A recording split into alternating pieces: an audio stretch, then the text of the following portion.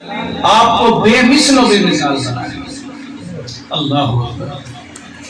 حدیث پاک میں ہے، صحیح بخاری شریف کی حدیث، حضور نبی کریم صلی اللہ علیہ وسلم ارشاد فرماتے ہیں،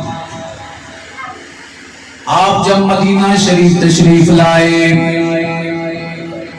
عبداللہ ابن سلام جو یہود کے بہت بڑے عالم تھے، نبی کریم علیہ السلام کی بارگاہ مقدسہ میں حاضر ہوئے، عرض کرتے ہیں آپ نے نبوت کا دعویٰ کیا؟ حضور نے فرمایا ہاں۔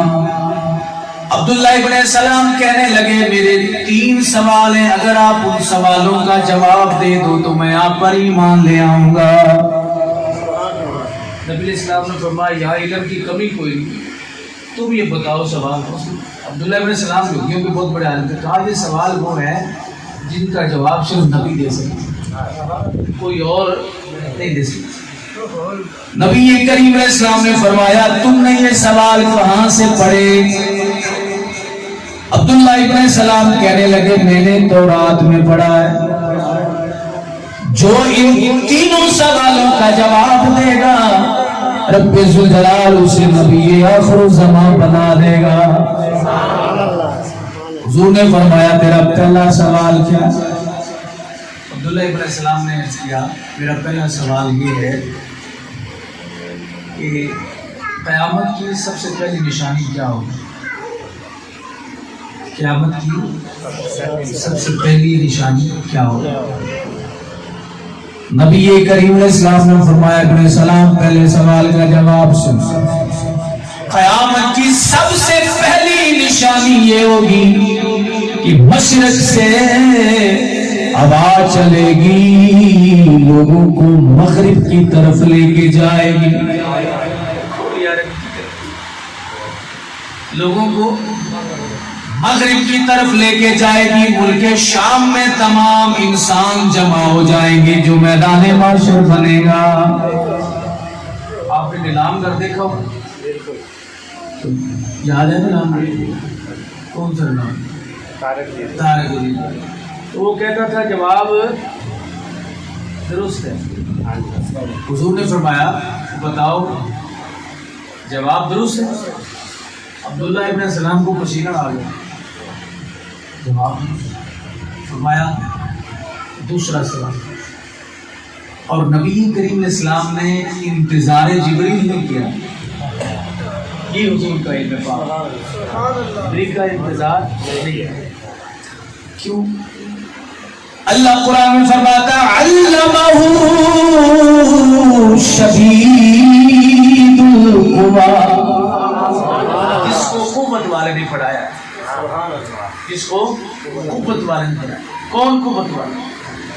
علمہ شدید القویٰ ذو مرۃ فاستویٰ وہو بالافق الاعلیٰ، اس یونیورسٹی میں جہاں کوئی نہ جا سکا۔ رب ذوالجلال علامہ ہو کی ضمیر، وہ ضمیر جو ہے نا اس کا جو مرجع علامہ ہو نبی علیہ السلام، اور علامہ کے اندر جو مرجع ضمیر موجود ہے اس کا مرجع رب ذوالجلال کا۔ اب پڑھانے والا رب ہے، پڑھنے والا مصطفیٰ، تو پھر کبھی کون سی رہ جائے؟ یا اللہ پڑھایا کیا؟ اللہ فرماتا ہے فَأَوْحَى إِلَىٰ عَبْدِهِ مَا أَوْحَىٰ، جو بھی پڑھایا سو پڑھایا، تو میں سے کیا؟ جبریل کے آنے کا میرے مصطفیٰ نے انتظار نہ کیا، فرمایا ابن سلام بول تیرا دوسرا سوال کیا ہے؟ عبداللہ ابن سلام کہنے لگے دوسرا سوال یہ اگر آپ نبی ہیں تو یہ بتائے کہ بچے کی شکل ماں سے کب ملتی ہے اور باپ سے کب ملتی ہے؟ یہ وہ سوال تھے جو ایک نبی کی نبوت پر دلائل تھے، جو ان سوالوں کا جواب دے وہ نبی تھے۔ بچے کی شکل ماں سے کب ملتی ہے، باپ سے کب؟ حضور نے فرمایا عبداللہ ابن سلام تیار ہو جا۔ کیوں؟ امام علیہ السلام فرماتے سر عرش پر ہے فرش پر ہے تیری نظر ملکوت و ملک میں کوئی شے نہیں وہ جو تجھ پہ عیاں رب جلال نے علوم کے خزانے میرے مصطفیٰ کو عطا فرمائے حضور نے فرمایا ابن سلام کان کھول دل کی کھڑکیاں بھی کھول علم مصطفیٰ ہے سامنے یوگیوں کا سب سے بڑا علم نبی کریم علیہ السلام نے فرمایا ماں کے رحم میں جب مرد کا مادہ تولید غالب آ جائے تو بچے کی شکل ماں سے ملتی ہے باپ سے ملتی ہے اور اگر ماں کے رحم میں ماں کا مادہ تولید غالب آ جائے تو بچے کی شکل ماں سے ملتی ہے حضور نے فرمایا جواب درست ہے کہ نہیں اب حضرت عبداللہ ابن سلام وعدہ کر چکے تھے کہ ایمان لاؤں گا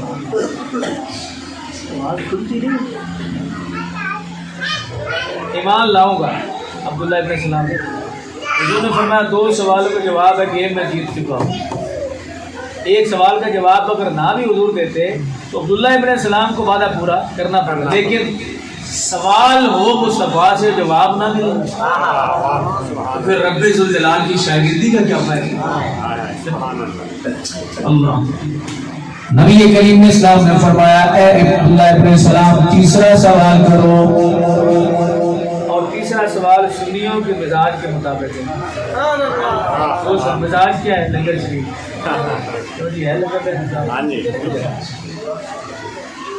عبداللہ ابن سلام عرض کرتے ہیں آپ یہ بتائیے کہ جب جنتی جنت میں جائیں گے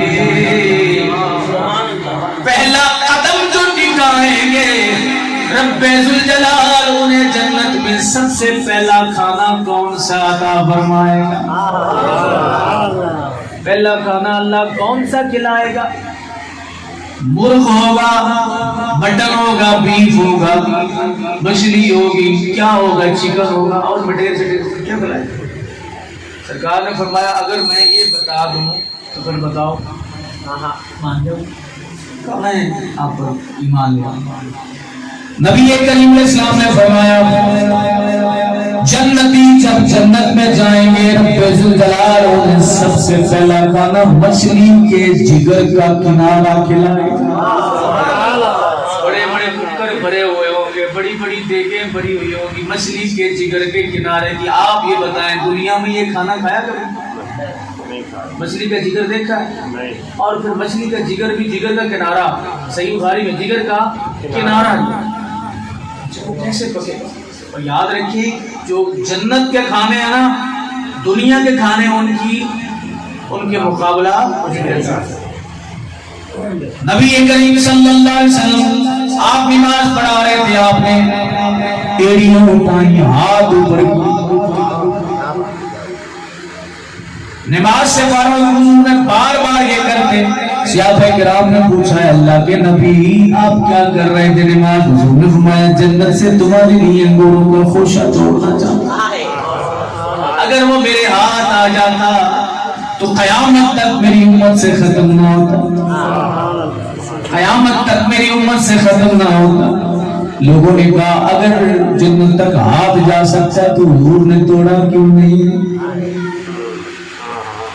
تمہیں نظر نہیں آیا لیکن ہمیں نظر آیا ایڑی 2 انگلی بلند ہو جس ذات کی اور ہاتھ جنت تک پہنچ جائے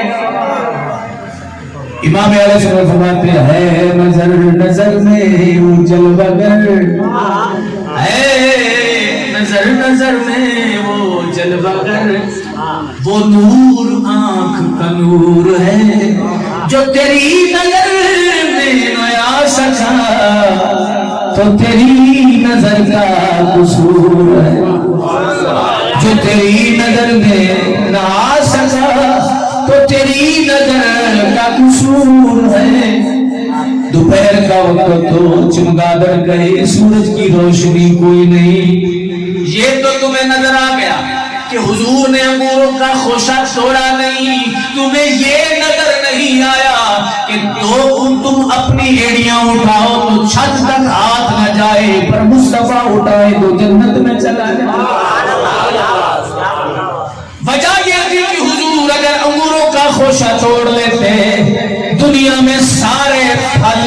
ذائقہ ہو جاتے. جنت کے انگور کے مقابلے میں دنیا کا انگور کیا شے سب ختم ہو جاتے. دنیا کے سارے پھلوں کا ذائقہ جنت کے انگور کے مقابلے میں زیرو بن جاتا. آم ہیرو بنا ہوا ہے, کھجور ہیرو بنی ہوئی ہے, انگور ہیرو بنے ہوئے ہیں, سیب ہیرو بنے ہوئے, سارے سیب بھی زیرو, انگور بھی زیرو, آم بھی زیرو, سارے ہو جاتے زیرو زیرو بن جاتا وہ ہیرو. زید کو روزی کہاں سے ملتی, بکر کو روزی کہاں سے ملتی, امر کو روزی کہاں سے ملتی. فرمایا حکمتیں ہوتی ہیں. رب ذوالجلال کے پاک نبی نے فرمایا میں چاہتا تھا اگر ہاتھ میں آ جاتا قیامت تک میری امت سے ختم نہ ہوتا. یا رسول اللہ پھر توڑا کیوں نہیں؟ فرمایا توڑا اس لیے نہیں ہے کہ دنیا کے سارے پھل میں ذائقہ ہو رہا. لوگوں نے کہا دسترس نہیں تھی حضور کی, اس لیے حضور نے بے اختیار تھے. آپ کو پتا ہے جنت کہاں ہے؟ جنت کہاں ہے؟ جہنم کہاں ہے؟ جہنم جہنم کدھر ہے؟ زمین. آپ کو ٹھکانا ہی کوئی نہیں, زمین کے نیچے. کیوں ہے پتہ کوئی نہیں؟ وہ بیان نہیں سارا چیز یہ نہیں پڑتی جنت کدھر ہے. جہنم جہنم زمینوں کے نیچے ہے, جنت کتنی دور ہے کوئی بتا سکتا ہے؟ حضور نے ایڑیاں اٹھائیں تو 3 انگل, زیادہ سے زیادہ 3 انگل. آپ 3 انگل اٹھائیں ایڑیاں چھت تک ہاتھ چلا جائے گا؟ نہیں جائے گا. 3 انگل اگر حضور اپنی ایڑیاں اٹھائیں تو جنت تک ہاتھ چلا جائے. اگر 1 انگلی اور اٹھا لیں اور اگر اللہ کے نبی کسی کرسی کے اوپر سوار ہو جاتا تو پھر مکہ فتح ہوا نا, علی مرتضیٰ سے کہا, علی کی بت توڑنے کیا حضور آپ میرے اوپر سوار ہو گئے. نبی علیہ السلام نے علی تو میری نبوت کے بوجھ کو برداشت نہیں کر پائے. تو سرکار نے فرمایا کہ تم میرے اوپر سوار ہو گئے. اور یاد رکھیں جب ہجرت کی رات تھی حضرت صدیق اکبر نے حضور کو اٹھایا. فرق سمجھ میں آپ کو نہیں آیا؟ ہجرت کی رات صدیق اکبر نے حضور کو اٹھایا اور لے کے چلے, پاؤں میں چھالے پڑے. کیا اس وقت حضور نبی نہیں تھے؟ ابھی بھی مقام سمجھ نہیں آیا. ادھر فرمایا جا علی تو میری نبوت کے بوجھ کو نہیں اٹھا سکے گا. صدیق اٹھا رہے ہیں, سبحان اللہ, یہ حقیقت بیان کر رہا ہوں. صدیق اکبر اٹھا رہے ہیں اور سارا جسم مبارک حضور کا صدیق اکبر کے جسم کے ساتھ لگا. صدیق اکبر کے جسم کے ساتھ لگا. فرمایا علی تم میرے اوپر سوار ہو جاؤ. حضرت مولا علی کو حضور نے اوپر سوار کیا تو حضور نے پوچھا کہاں تک پہنچے ہو؟ علی کام دے رہا اللہ کہاں تک پہنچے؟ اس کے حضور آگے تو حدیث ساری ختم ہو گئی. اگر علی کو اٹھائیں تو علی کہیں کہ کمال ہو گیا, میں تو عرش الہی تک پہنچا. تو خود اگر حضور 2 پتھر ہی نیچے رکھ لیتے تو کیا انگور نہیں توڑ سکتے؟ اچھا انہیں یہ پتہ چل گیا کہ یہ انگور ہے, یہ پتہ چل گیا کہ میرے نماز میں بھی ہے, اور یہ پتہ چل گیا کہ میرا ہاتھ انگور کے قریب ہے, اور یہ بھی پتہ چل گیا اور پھل نہیں انگور ہے, اور یہ بھی پتہ چلا کہ یہ پکا ہوا ہے, اور یہ بھی نبی شام کو پتہ چلا کہ اتنی شان والا ہے دنیا میں آ جائے تو قیامت تک کسی کو اور پھل کھانے کی ضرورت نہیں. اسی طرح جب جنتی جنت میں جائیں گے حضور نے فرمایا اللہ رب العزت جنتیوں کو جنت میں مچھلی کے جگر کا کنارہ کھلائے گا. رب ذوالجلال سب سے پہلے یہ ضیافت فرمائے گا. اے ابن سلام میرا وعدہ ہو گیا پورا, اب تو کر وعدہ. حضرت عبداللہ ابن سلام فرماتے ہیں میں نے عرض کیا یا رسول اللہ یا حبیب اللہ میں بھاگنے والوں میں سے نہیں ہوں. آپ نے پڑھا لا الہ الا اللہ محمد رسول. میں تو اپنی آنکھوں کے فرش بچھا کے بیٹھا ہوا تھا کہ آپ آئے, آپ کے ہاتھ پہ بیٹھ کرو اور میں یہ بوجھ اٹھاؤں. لیکن میرے نبی کل آپ اور تھے, آج اور ہیں. کل میں آپ کو غیر سمجھتا تھا لیکن آج میں آپ کے در کا اسیر بن چکا ہوں. آپ میرے ساتھ وعدہ کریں. حضور نے فرمایا علیہ السلام کیا وعدہ کروں؟ عرض کیا یا رسول اللہ یا حبیب اللہ آپ وعدہ یہ کریں کہ میرے قبیلے کو میری برادری کو میرے ایمان کے متعلق نہیں بتائیں گے۔ حضور نے فرمایا میں نہیں دساں گا تو پکڑ ہے۔ یہاں پہ یہ بڑی مزے کی بات ہے، میں نہیں بتاتا تم نے پکڑ رہنا۔ جی ٹھیک ہے یار۔ عبداللہ ابن اسلام چلے گئے، ان کی برادری کو پتہ چلا تو وہ آ گیا کہ نبی آئے ہیں۔ وہ کہتے ہیں نبی اسلام کے سامنے آ کے بیٹھ کے الٹ باتیں شروع کر۔ سرکار نے فرمایا، اور یہ حضور صلی اللہ علیہ وسلم کا مزاج ہے بڑے صحیح، آپ کے سامنے کو الٹ بات کرتا نا یعنی آپ کے مزاج کے خلاف، جیسے ہمارے مزاج کے خلاف بات ہو جاتی، ٹھیک ہے؟ تو حضور کو اللہ نے یہ حلم عطا فرمایا تھا، برداشت کر لیا۔ ماتھے پر شکن تک نہیں میرے مصطفیٰ کو، اور بڑی سے بڑی بات کو برداشت کر۔ امام ابو نعیم نے ایک روایت نقل فرمائی ہے کہ نبی اسلام کی قوت برداشت اتنی تھی کہ کوئی بندہ ایک مرتبہ 2 3 4 مرتبہ خطرناک سے خطرناک ترین سوال کر لینا تو حضور علیہ السلام کے ماتھے پر بل تک نہیں آتا۔ ایسے سب سے زیادہ خطرناک سوال کون سا؟ بندے کو سب سے زیادہ بری چیز کیا لگتی ہے؟ موت کا ذکر۔ مثلا کوئی بندہ آپ سے یہ کہ مجھ سے یہ کہ جناب کسی مار جاؤ تو بڑکی اس سے بڑا پچھلے معاملہ، یہ بات اچھی لگے گی آپ کو؟ یہ سرکار جلوہ فراز ہیں تو ایک شخص ایک اونٹ کا بچہ نا بیچنے کے لیے آ گئے۔ نبی صاحب کا یار ہمیں ضرورت ہے، ہم لے لیتے لیکن پیسے نہیں، مال نہیں، ادھار لینا پیسے۔ اور آج امتی ہر دعا کرتا ہے لیکن حضور کی ایک دعا نہیں مانگتا۔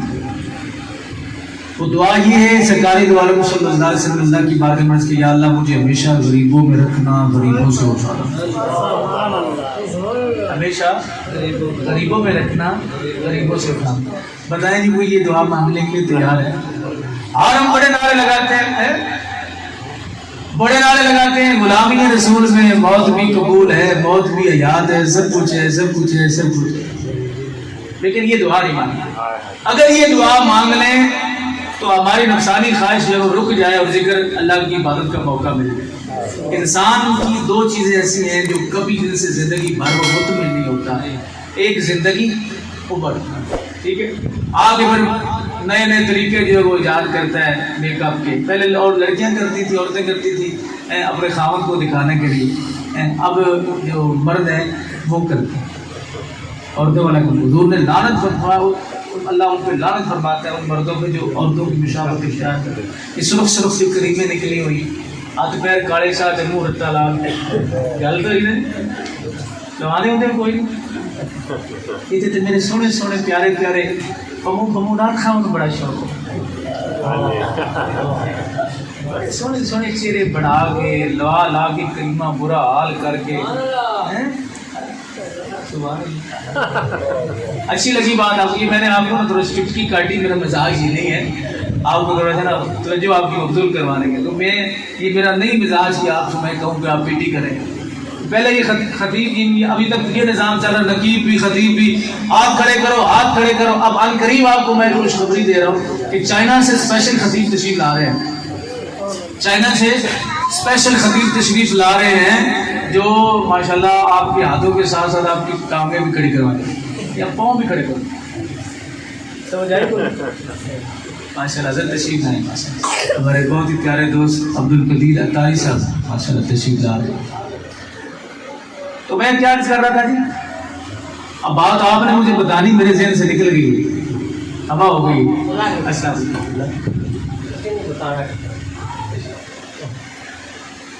جی کون سی حدیث پیار ہو رہی تھی؟ ہے کسی کو یاد؟ وہ تو ہو گئی ابھی، اس کا تھوڑا سا ذرا درمیان میں ایک جملہ معترضہ آیا تھا، ہاں ماشاءاللہ یہ عالی برادری علیہ کا معاملہ۔ نبی کریم علیہ السلام کی ایک دعا ایسی ہے جو امتی نہیں مانگتا۔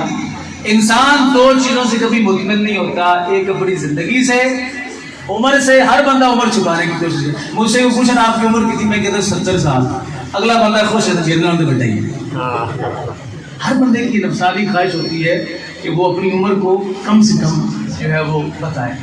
دوسرا دولت، یہ ایسی چیز ہے کہ انسان ساری زندگی غیر مطمئن ہی رہتا ہے، قبر میں پہنچ جاتا ہے لیکن اسے اطمینان حاصل نہیں ہوتا، کہتا ہے کہ کیا ہوا، کچھ نہیں ہوا، یہ انسان کی فطرتی یہ معاملات ہے۔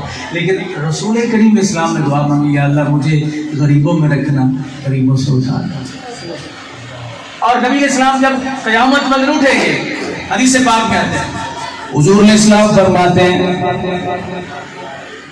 انا اول الانبیاء خروجا اذا بعثوا،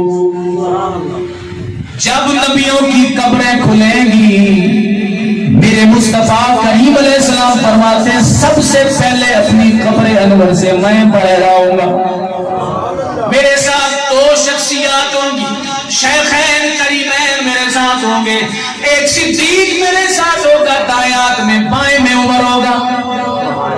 میں صدیق اچھلے کے ساتھ گیا، ہر شے میری راہ میں رب کی راہ میں قربان کر گیا، وہ بھی غربت کے عالم میں اٹھے گا، اور جناب عمر بھی کوئی شے ساتھ لے کے نہ گئے، ہر شے رب ذوالجلال کی بارگاہ میں خرچ کر کے قبر میں تشریف لے کے حضور نے فرمایا دائیں طرف صدیق، بائیں طرف عمر، اور درمیان میں میری ذات۔ اگرچہ رسول پاک علیہ السلام کی یہ غربت اختیاری تھی، امام اہل سنت فرماتے مالک کونین ہیں وہ پاس کچھ رکھتے نہیں، دو جہاں کی نعمتیں ہیں جن کی خالی، اگر کسی کو کچھ نہ بھی عطا کرے بظاہر تو پھر بھی بہت کچھ عطا فرماتے۔ یہ میرے مصطفیٰ کریم علیہ السلام کی شان اقدس۔ حضور علیہ السلام نے یہ دعا مانگی۔ اچھا اب دیکھیں آخر دو عالم صلی اللہ علیہ وسلم کی قوت برداشت کی میں عرض کر رہا ہے کہ انہوں نے آگے نبی علیہ السلام سے سخت جملے کہنا شروع کر دی، اور حضور صلی اللہ علیہ وسلم کا مزاج یہ تھا، امام ابو نعیم فرماتے ہیں کہ وہ عربی آیا، جنگل کا تھا رہنے والا، اس نے کہا جی یہ میں نے اونٹ بیچنا ہے، سرکار نے فرمایا یہ مجھے دے دو، میرے پاس پیسے نہیں ہیں، یہاں سے بات چلی، پیسے نہیں ہیں میں تمہیں ادھار دے دو، مجھے میں پیسے دے دوں۔ اس نے ادھار اونٹ دے دیا، باہر گیا نا جب حضور کے اپنا کاشانہ انور سے، تو حضرت مولا علی کھڑے، تو کدھر سے آ رہا ہے؟ عرض کیا کہ میں نبی علیہ السلام کو میں نے اونٹ ادھار دے کے آ رہا ہوں۔ حضرت علی نے فرمایا اگر حضور کا وصال ہوگا تیرے پیسے کون گے؟ یہ پوچھا نبی علیہ السلام سے۔ کاروباری لوگ بینک والے جب آپ اکاؤنٹ کھلاتے ہیں وہ کہتے ہیں نا جناب جب تسی دنیا تشریف لے جاؤ تو تھوڑا پیچھے یہ تھا، لکھواتے ہیں کوئی نہیں لکھواتے۔ اچھا حضرت علی نے جب یہ فرمایا تو اس نے کہا بات تو آپ کی سچ ہے، مجھے اس کی وضاحت تو لینی چاہیے۔ بھائی ہر بندہ اپنا کوئی نہ کوئی نائب تو مقرر کرتا ہے نا اپنے جانے کے بعد۔ اچھا نبی علیہ السلام کی خدمت میں السلام علیکم یا رسول اللہ، یا رسول اللہ آپ یہ بتائیے اگر آپ کا وصال ہو گیا تو میرے اونٹ کے پیسے کون دے گا؟ حضور کو چاہیے تھا تجھے اونٹ بڑا پیارا ہے، میری جان سے بھی زیادہ تجھے اونٹ عزیز ہے، لیکن میرے نبی کو مسکرا دیے۔ اگر یہ سوال کوئی ہم سے کرے آگے، ہم سے کچھ کرے آگے سوال تو کتنی راضی کرے۔ حضور نے فرمایا اگر میرا وصال ہو جائے تو میں دنیا میں لوگوں کا حق ڈبونے نہیں آیا، میرے جانے کے بعد صدیق اکبر سے لے لینا۔ باہر گیا حضرت علی کو بتایا کہ صدیق سے کہا، حضرت علی نے کہا اگر صدیق کا وصال ہو جائے پھر کون؟ اب یہ لوگ یہ واپس آئے، یا رسول اللہ یا حبیب اللہ اگر صدیق کا وصال ہو جائے میں غریب آدمی ہوں، میرے پیسے کون دے گا؟ میرے پیسے کون دے گا؟ نبی کریم علیہ السلام کو اب چاہیے تھا حضور ڈنڈا اٹھا لیتے ہیں، پنجابی اس کی صدر چھوٹے اٹھ نبوتا حضور لے جا بولتا میں نہیں کہتا تمہیں ہماری جانیں عزیز نہیں اپنا بوتا عزیز ہے، لیکن میرے مصطفیٰ کریم علیہ السلام نے ناراض نہیں فرمائی، ہمیں ایک مرتبہ کال آئے برداشت کر لیتے ہیں، دوسری مرتبہ کال آئے برداشت، لیکن یہ ذات مصطفیٰ ہے، مصطفیٰ کریم علیہ السلام نے جن کو رب ذوالجلال نے عظیم اخلاق عطا فرمائے،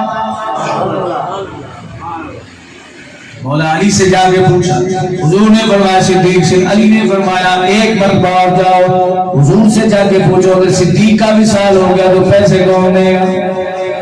یہ شخص دوبارہ تیسری مرتبہ نبی اسلام کی خدمت میں آیا، یا رسول اللہ یا حبیب اللہ، دوسری مرتبہ یا رسول اللہ یا حبیب اللہ بتائیں نا صدیق کا وصال ہو گیا میرے پیسے کون دے گا؟ نبی کریم اسلام نے فرمایا اگر صدیق کا وصال ہو جائے تو تیرے پیسے عمر دے گا۔ پھر یہ گیا حضرت علی سے کہا، حضور نے فرمایا عمر دے گا۔ حضرت علی فرمایا اگر حضرت عمر کا وصال ہو گیا تو پھر اب یہ تیسری مرتبہ لوٹ گیا، اب تو حضور کا حق بنتا تھا نا، دو لگا لے صحابہ سے پھینک اس کو باہر گلی میں چھوڑ گیا۔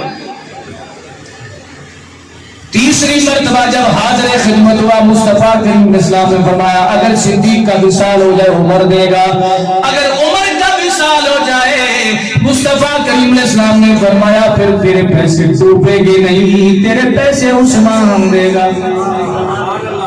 یہ پھر گیا جناب علی مرتضیٰ مولا کائنات سے کہنے لگا حضور نے فرمایا عثمان دے گا، مولا کائنات فرماتے بس ایک مرتبہ جاؤ حضور سے پوچھ کے آؤ کہ اگر حضرت عثمان کا وصال ہو گیا میرے پیسے کون دے گا؟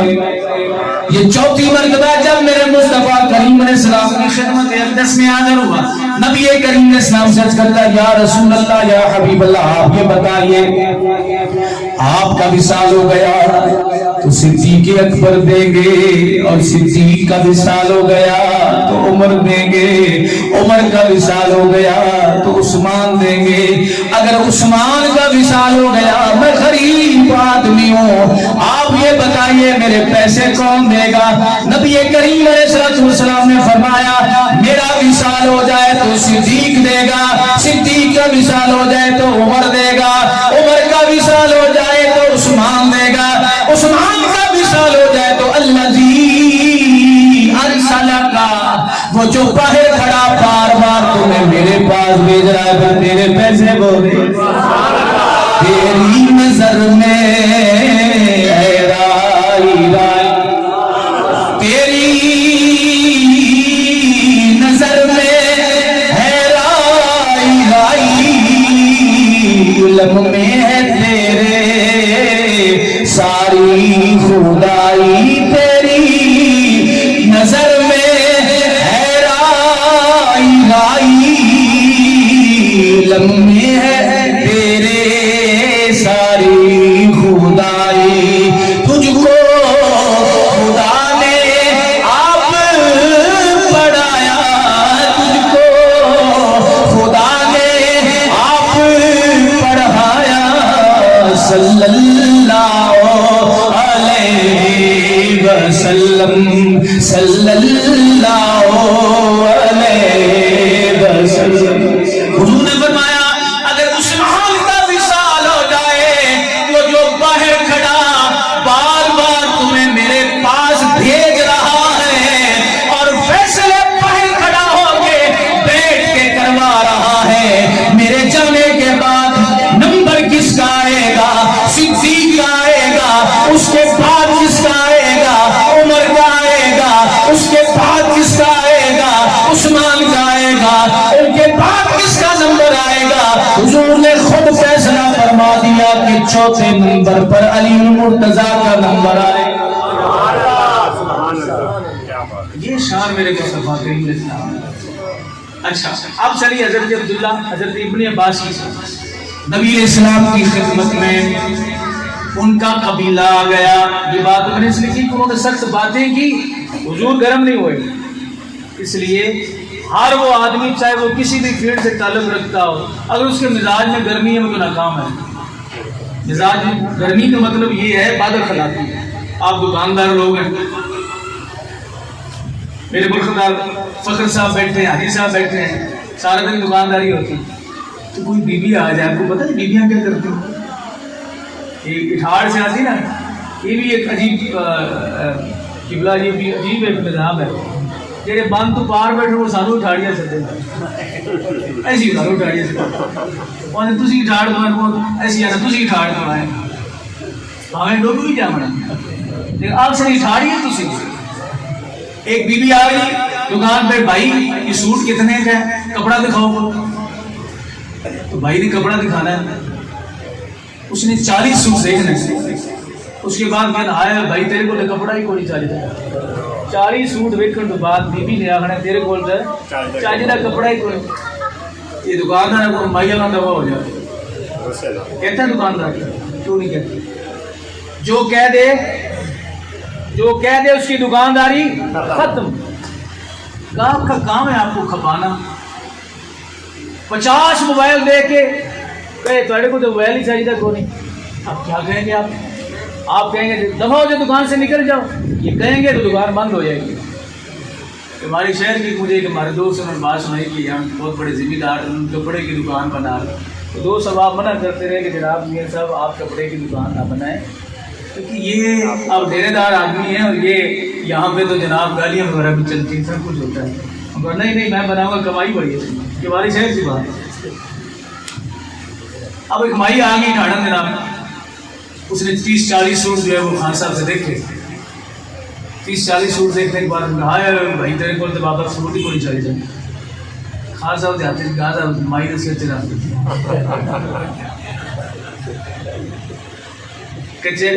چوکی بات چلے گی پنچایت بھی سارا معاملہ خراب ہے ہمارے شہر کی بات ہے نام میں لیتا ہے آپ لوگ سب جانتے ہیں تو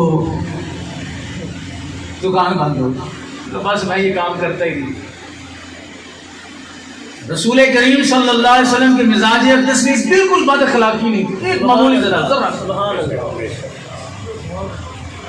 انہوں نے سخت جملے کہنا شروع کر دیا اللہ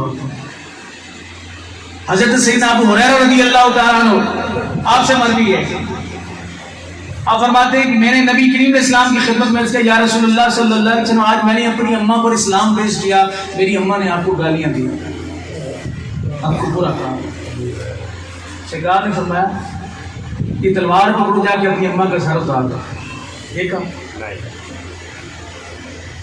اب قوت برداشت ہے حضور کے غضب پر آپ کا علم اور صبر سبقت لے جاتا سبحان اللہ نبی کریم علیہ السلام نے فرمایا اے ابو ہریرہ ہاتھ اٹھاؤ ابو ہریرہ نے بھی ہاتھ اٹھائے میرے مصطفیٰ کریم علیہ السلام نے بھی ہاتھ اٹھائے حضور نے رب ذوالجلال کی بارگاہ میں عرض کیا یا اللہ ابو ہریرہ کی والدہ کو ایمان کی دولت عطا فرما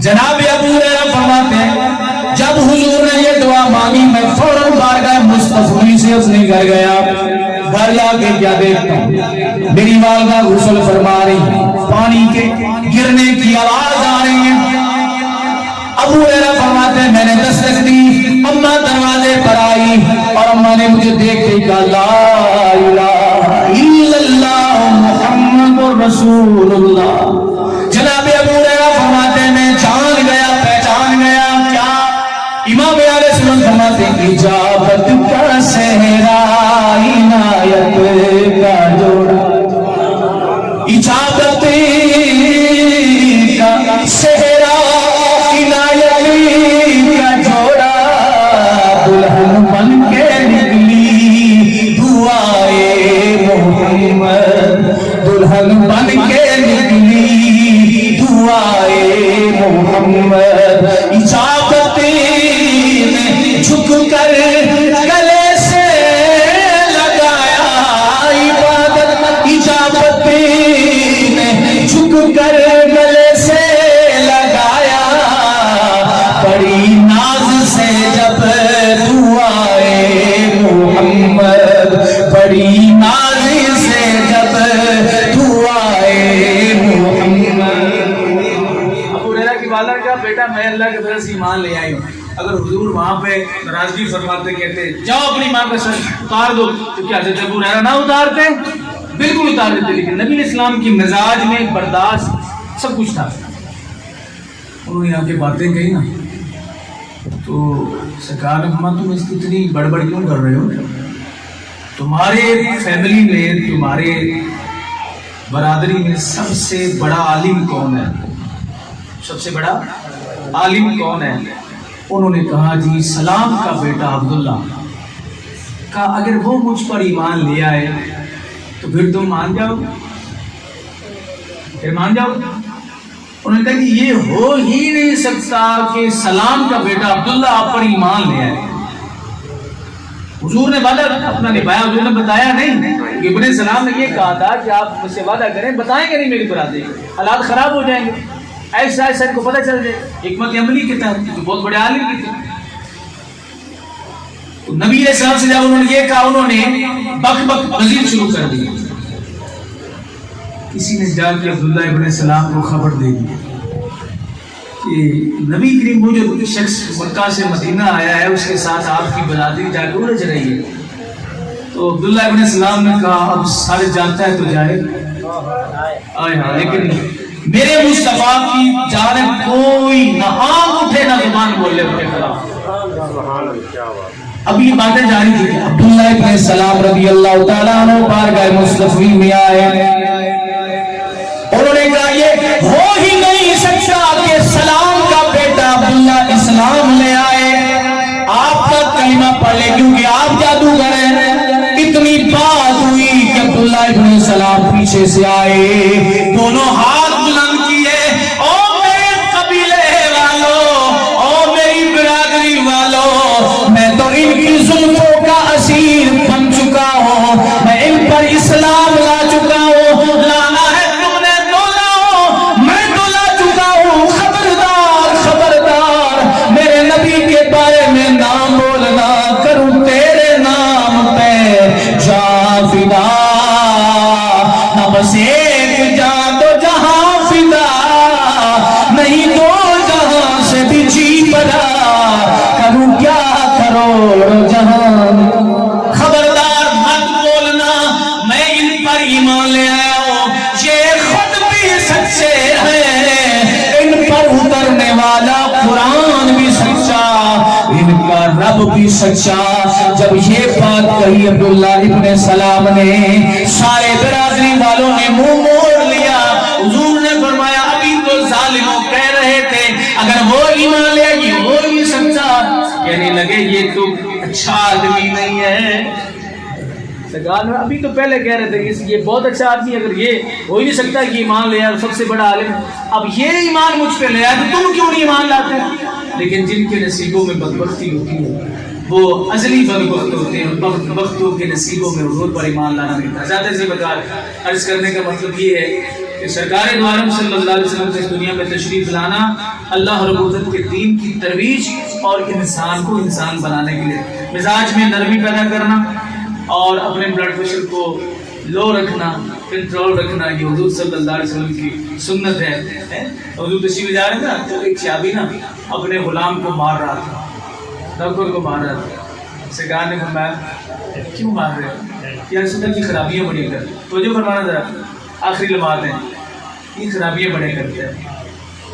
سرکار کو کیا کرتا ہے تو کیا سنت نقصان بڑا کر دیتے ہیں؟ فرمایا اسے معاف کر دو۔